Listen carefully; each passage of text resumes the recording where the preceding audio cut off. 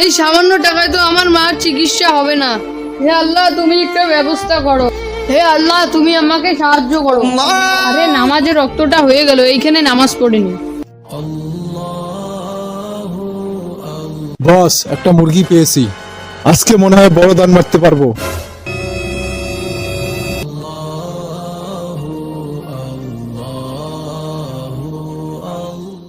কি ব্যাপার, মনে হয় আমার পকেটে কেউ হাত দিল।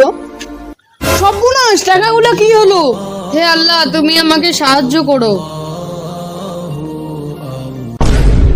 আরে কি ব্যাপার, টাকাগুলো কোথা থেকে আসলো? আলহামদুলিল্লাহ।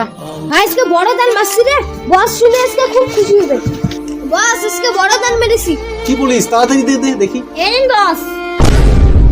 আরে এটা কিভাবে সম্ভব? আমার সঙ্গে তোরা ফাজলিমো শুরু করছিস, যা এখান থেকে। প্রিয় দর্শক, নামাজ সব সমস্যার সমাধান।